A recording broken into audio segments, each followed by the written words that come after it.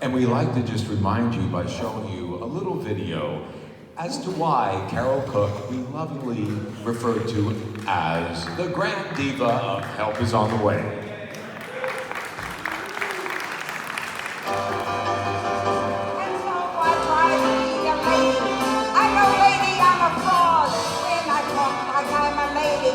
What I sound like is a fraud. If there's a wrong way to get a guy, wrong way to lose a guy, nobody does it like me. Your song come out tomorrow. Bet your bottom dollar that tomorrow he'll be gay. Oh yeah, they've spared no expense to bring me here. And they sent somebody to the airport for me. True story. He says, what does she look like? Are you crazy? Do you know who I was? And they said, she's a tall blonde. He was looking for RuPaul. Now, what the hell are you doing over there?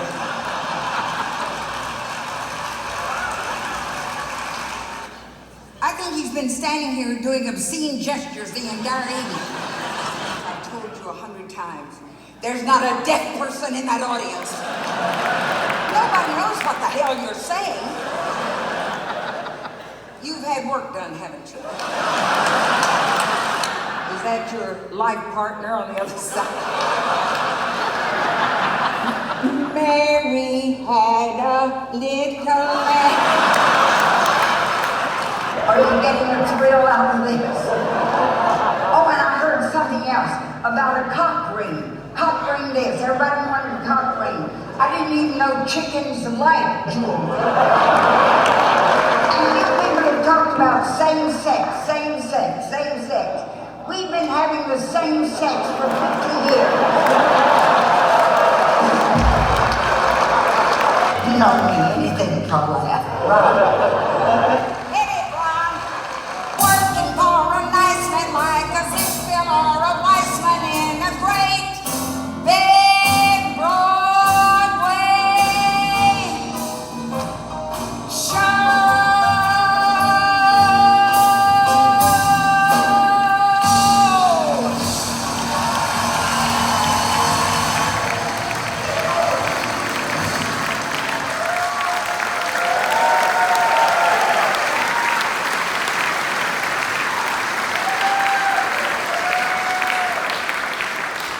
Ladies and gentlemen, please welcome to the stage, Miss Carole Cook.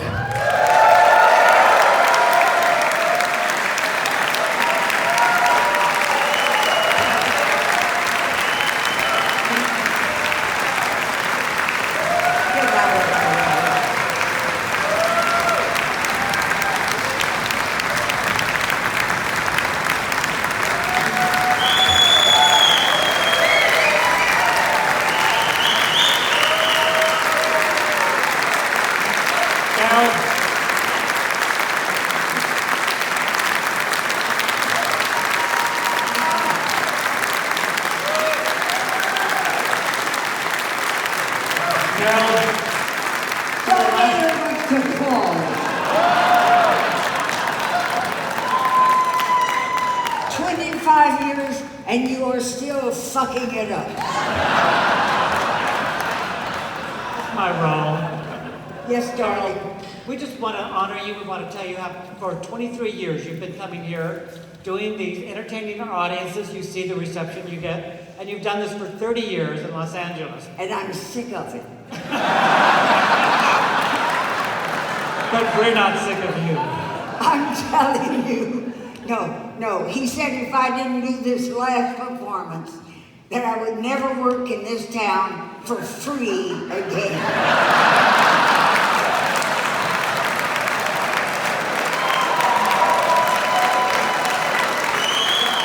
Actually, it was David Galligan that said that.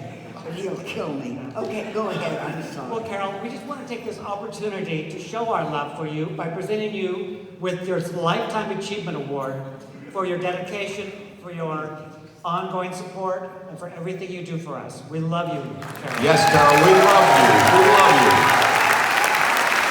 Everybody loves you.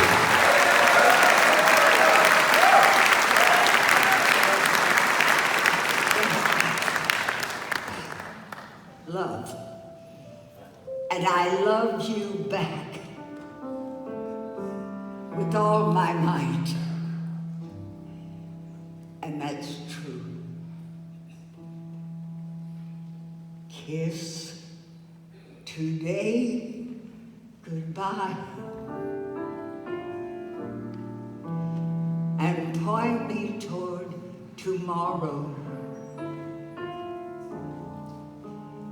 I did what I had to do. Can't forget, won't regret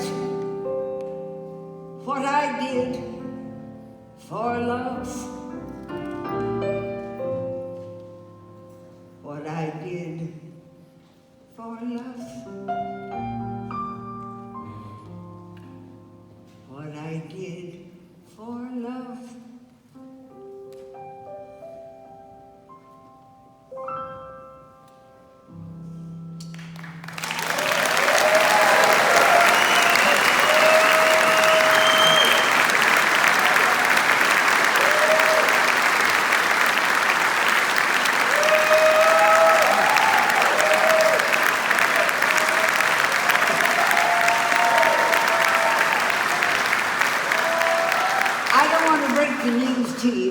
But this is the first of my 800th farewell performance. I'll sing backstage, and before I just want to do a few potpourri things that I've done through the years, and I'm not kidding now, this is the truth. When I first started here 25 years ago, I swear to God, I was always toward the end of the show, so there was nothing to do backstage and in my dressing room. So everybody was stripping and getting ready. And so before I put on my blouse, I would be nude to here. And so I would paint a happy face on each tit. I did that tonight, and it was two very old men with beards.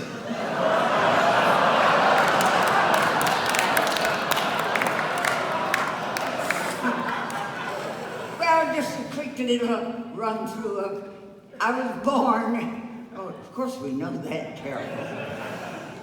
I was born Mildred Frances Cook in Abilene, Texas, from the picture Who Cares? And I was born year of our Lord, 1900.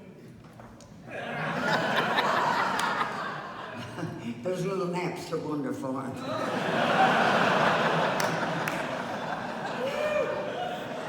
And I swear, I knew from, I don't even know where it came from, but I knew I wanted to be an actress. And it would get cold in the mornings, and my mother would slip into the bedroom and light the fire.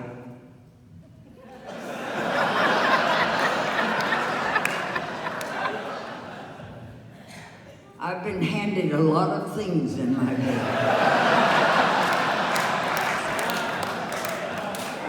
And I've shaped a lot like this.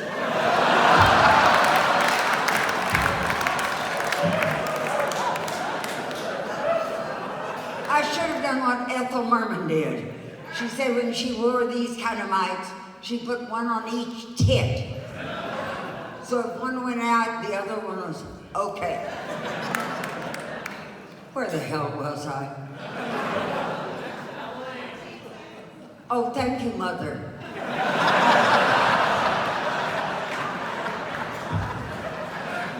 But anyway, my mother would slip into the room and light the fire, and it would come on, you know, and be cozy when I woke up. And I remember one morning waking up, and it was the first time I noticed the windows were all frosted. And so I thought, that's fabulous. I walked over, I was probably 4 or 5 years old, and I could walk.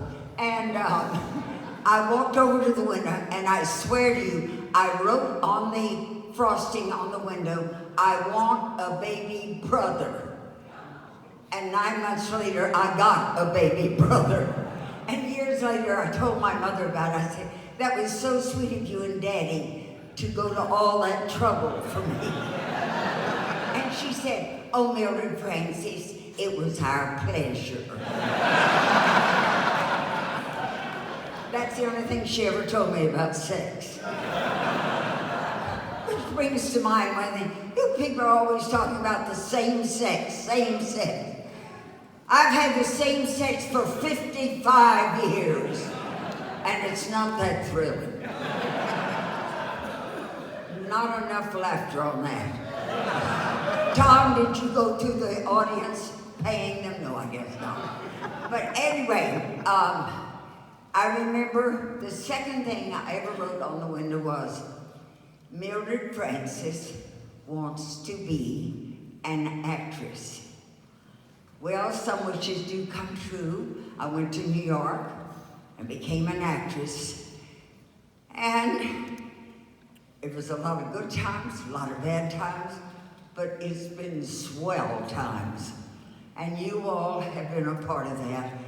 I remember when I first got there, I had no qualifications at all. None. I finished university and had a master's degree in Greek drama. I've managed to overcome that. I swear, I didn't want to take a permanent job. I wanted temporary work because I wanted to be able to stop working at the drop of a hat and become a star. It's the same reason today I don't take a permanent job. And I remember I went to this office and he said, what are your qualifications? I said, well, I have a master's degree in Greek drama. I do a very good Medea. He said, well, honey, let's see part of your Medea. I'm not kidding. I said, it's very exciting. I said, my entrance, I come with blood all over my hands, and I announced that I've just killed my 2 children. I grab my tits and go, death, death. They were stunned. He said, you will not be doing that. I said, swell. So I remember that I finally got a job, and it was at the Mardi Gras Brassiere Company. I'm not kidding, Mardi Gras Brassiere. And at Christmas, I was so poor that I stole brassieres for all of my family.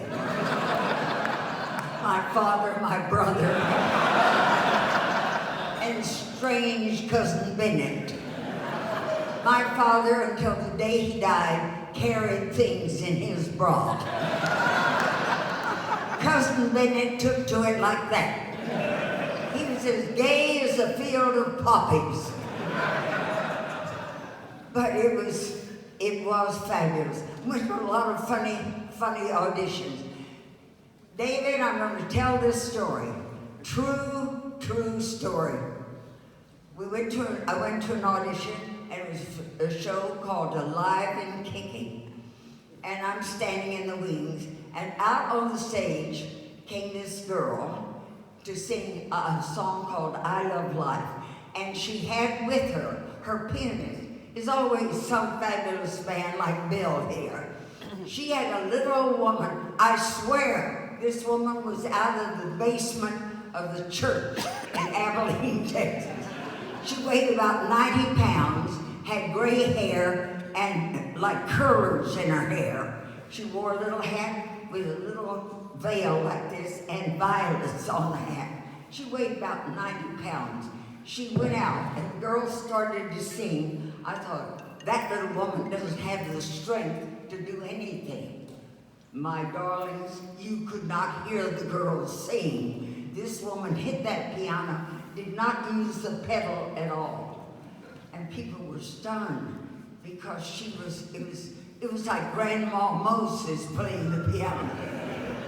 And in the darkness out there, you always perform for 2 men sitting out in the dark somewhere. And I swear, from the audience came a voice said, "Miss, would you start the number again? We can't hear you."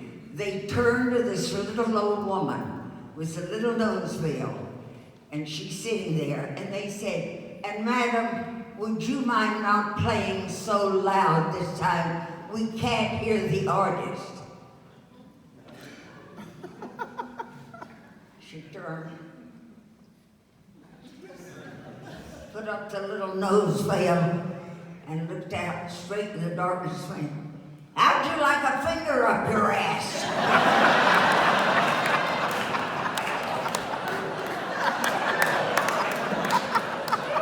"Okay, David, I told you. What can they do, fire me?" I'm not kidding. That show never came into New York.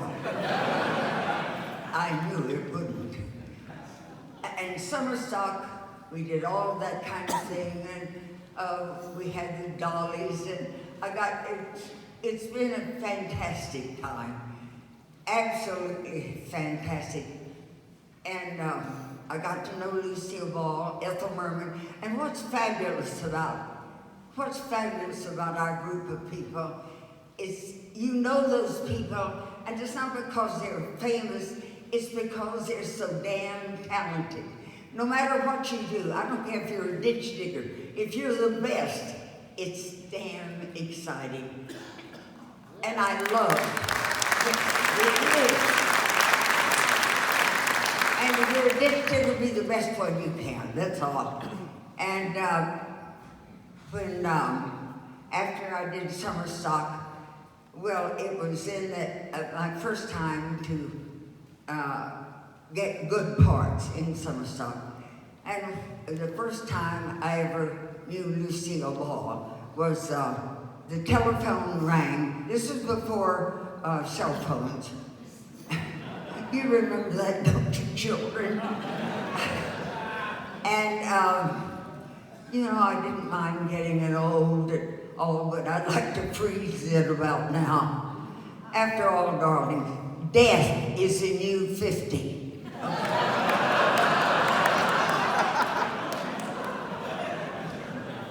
I was in rehearsal hall in Warren, Ohio, and they called me to the phone and said, Mildred Francis Cook, you wanted on the phone. As I got to the door, they said, "It's Lucille Ball calling." I went, "Oh, really? Yeah, right." I went to the phone, picked it up, and indeed it was an acquaintance of mine. He told me that Lucy was looking for a comedian in a show she was doing, and he had given her my name. So I was so excited that when I said goodbye, I didn't know whether to say goodbye, Mrs. Arnaz, or goodbye, Miss Ball. So I went, "Yes, well, goodbye, Miss R. Balls." From then on, she signed everything to me, Mrs. R. Balls. When she died, she gypped me out of $1 million. Nobody wanted a letter that said Mrs. R. Balls. Thank you. I'll get used to this sooner or later. Anyway, I went to Hollywood and I did live with Lucy for about a year, and they put me under contract and so forth. It was after that then I went to Australia and did Hello Dolly, and was wonderful, followed Carole Channing, the wonderful Carole Channing. And she always introduced me, and she called me to the stage. Now you remember, isn't it interesting about Carole Channing? You cannot quote Carole Channing without imitating her voice. A very bad imitation, but an imitation. And one day she called me up on stage for something. She said, "And now Carole Cook will come up and help me with this." And as I came up, she said, "And she played Dolly longer than I did." made it 40 years. And I got up there and I said, Carole, I would have had to be an embryo to play it longer than you did. But it's been an absolutely stunning, fun, wonderful life. It was at that time, I want to tell one more story about Lucille Ball. This happened just about 2 years ago. Now remember that's important. I was in a drugstore. I had on dark glasses, I had a style, so I had dark glasses. And there were a group of little women standing on the side, and I could tell they recognized me. And I went, yes, I'm who you think I am. I should have known better. And they went, and they were saying, go up, go up. They were trying to push one of the women forward to find out. And as I went out, one woman came up to me and she said, we're so excited to see you. And I said, well, of course you are. And I said, lovely to see you. She said, we're so excited, we're going to tell everybody we saw you. I said, of course you will, how wonderful. She said, you're Lucille Ball. Lucy had been dead 20 years. I thought, well, now you say, no, she's dead. But I thought they'll have a heart attack right here. And so I said, yes, I am. Started to go out the door. And as I went out the door, I thought, I better cover my ass on this one. And I turned around to them and I said, but you know, ladies, I've not been feeling well lately. Get to the home and they said, we saw Lucille Ball. And somebody said, she's dead. They said she wasn't feeling well.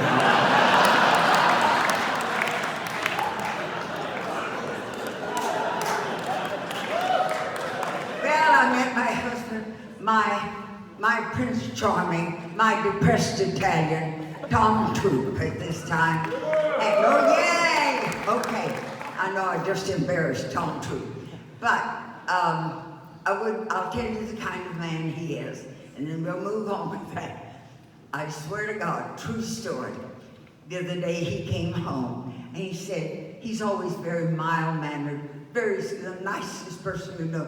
He said, Carole, something really funny happened to me today. I said, oh, what's that? And he said, well, you're not going to believe it. He said, I was going down the street, I stopped, and a woman came in front of me, turned, and she passed me. And she said, why are you hogging the road? You're over the white line. That's just like you men. None of you know how to drive. Do you understand? Get off the friggin' road. He said, road rage came over me.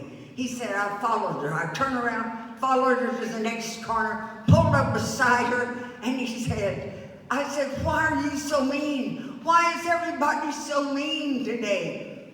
He said, she took a minute, rolled down the window, stared at me, and then she said, you're an old actor who can't get a job. And he was laughing. I said, what's wrong with you? You're laughing. He said, don't you get it? She recognized me.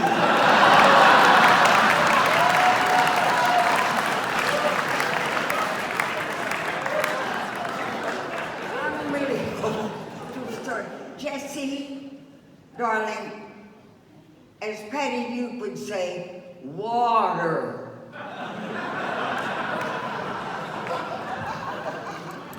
Well, Twinkle, don't you want to walk a little faster? Oh, this is my crystal. How wonderful. It's my pattern.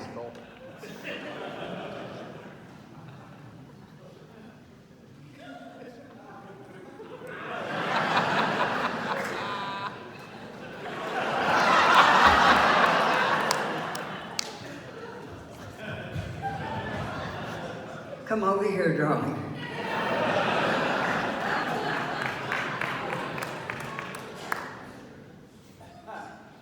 I took you out of the gutter. I know he said something terrible. We pay him $1 million a performance, and there's not a deaf person in this audience. I loved you. I loved you these 25 years. And what do you have to say? Oh, never mind.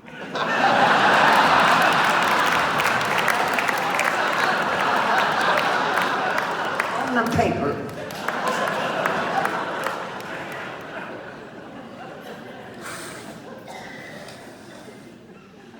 Well, as I told you, my first addiction is Tom, but my addiction all my life has been the theater. And it's a lot of things. But mostly, it's been the people in the business and you. We could not do, all of the performers up here, could not do what we do without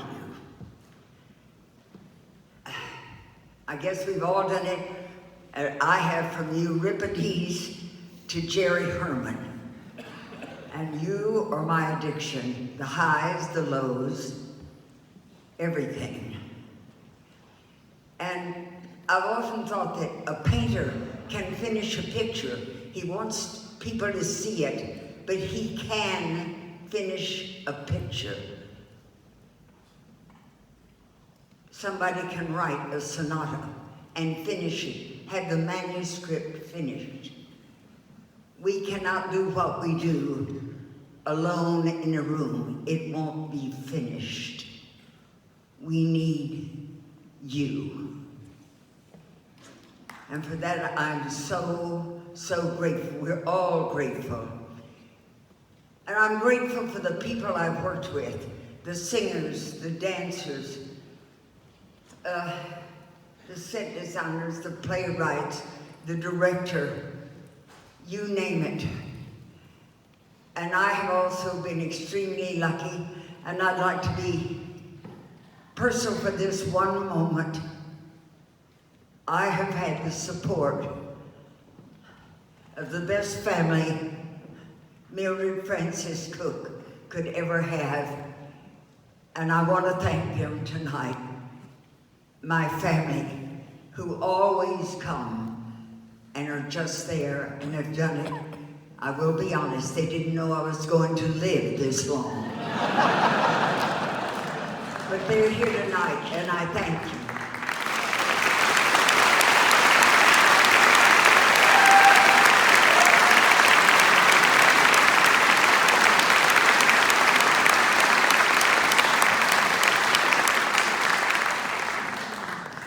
Many years, 4 guys that I love, my stalkers, who show up, never call and say, where are you performing?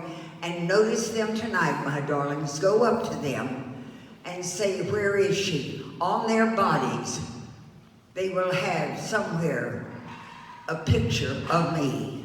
It may be on their Speedo or their socks, but somewhere. We couldn't do it without the faithfulness of so many of you.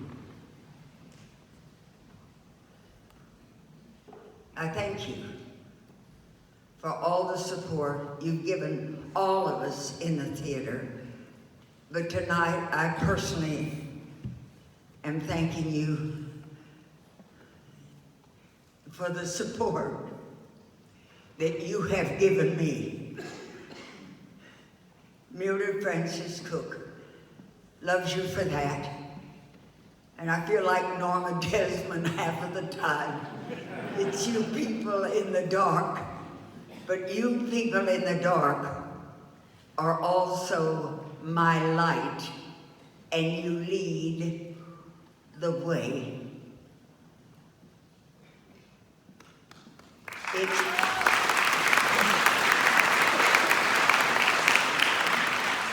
It's been a privilege. It's been an honor. Tom and I are both grateful for everything. And I love you. But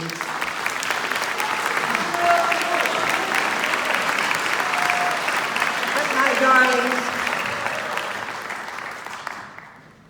I'll always remember you. And so, I want you to remember me. I love you, and I'll be back to take a lot of bows.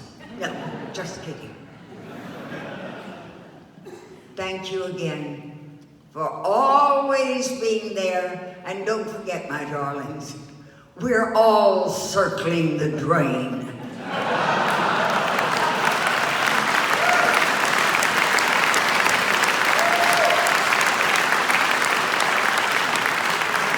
Waiting for the big suck. Well, I'm not waiting anymore.